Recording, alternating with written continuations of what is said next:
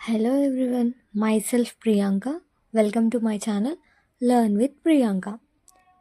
Today we are learning a very important basic chapter in accounting, that is uses of accounting information and branches of accounting.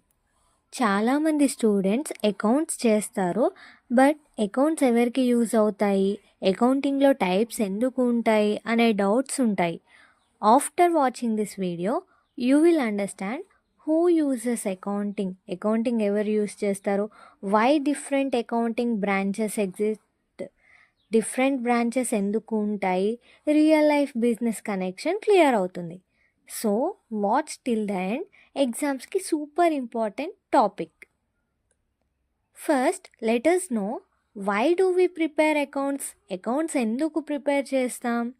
Accounts అనేది accountant కోసం మాత్రమే కాదు, many people depend on accounting information to make decisions. వాటిని users of accounting అంటారు. They are two types, internal users and external users.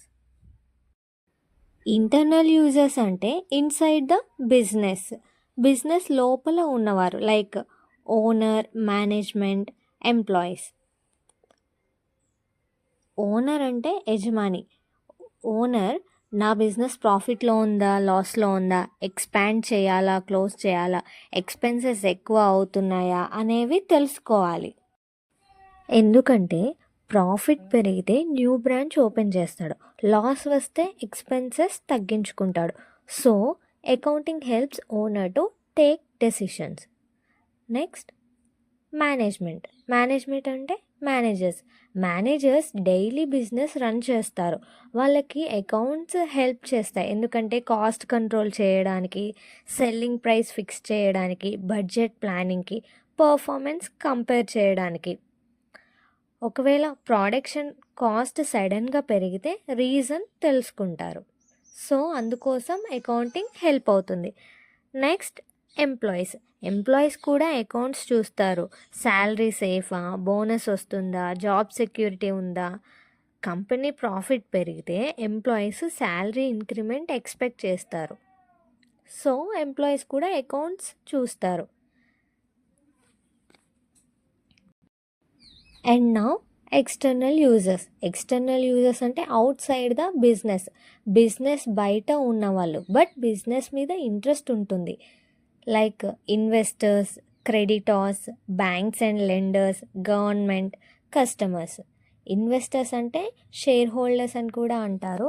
వాళ్ళు money invest చేస్తారు, profitability ఉందా, safety of investment, dividend check చేస్తారు, ఎందుకంటే ప్రాఫిట్ బాగుంటే ఇంకా ఇన్వెస్ట్ చేస్తారు. క్రెడిటార్స్ అంటే సప్లయర్స్, గూడ్స్ క్రెడిట్లో ఇస్తారు, కంపెనీ రీపే చేయగలదా, లిక్విడిటీ ఉందా అనేవి వాళ్ళు చెక్ చేస్తారు, ఎందుకంటే అకౌంట్స్ స్ట్రాంగ్గా ఉంటే ఇంకా క్రెడిట్ ఇస్తారు. Next banks and lenders. Loan ఇవ్వడానికి ముందు profit and loss account, balance sheet, cash position అనేది బ్యాంక్ చూస్తుంది. ఫైనాన్షియల్ పొజిషన్ బాగుంటే లోన్ అనేది అప్రూవ్ అవుతుంది. గవర్నమెంట్ ఎందుకు అకౌంటింగ్ యూజ్ చేస్తుంది అంటే tax calculation, GST checking, legal compliance, వీటి కోసం. అకౌంట్స్ లేకపోతే పెనాల్టీస్ వస్తాయి. So government uses accounting. Big customers contracts ముందు కంపెనీ స్టెబిలిటీ చెక్ చేస్తారు.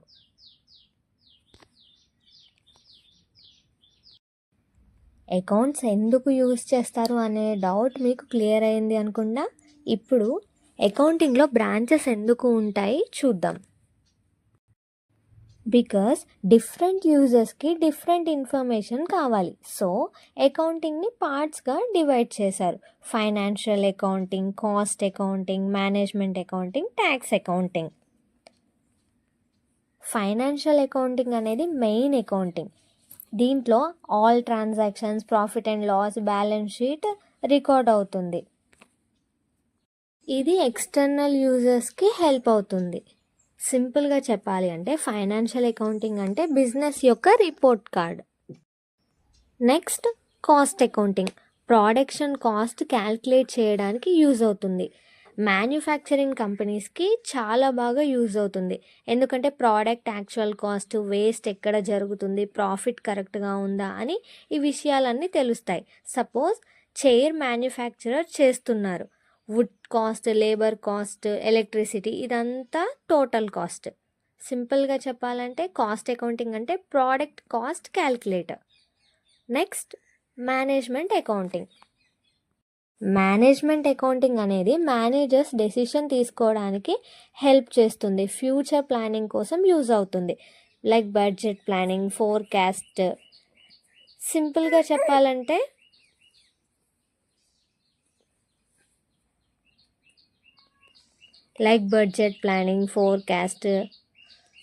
ఎక్సెట్రా. సింపుల్గా చెప్పాలంటే మేనేజ్మెంట్ అకౌంటింగ్ అంటే business planning tool. Next tax accounting.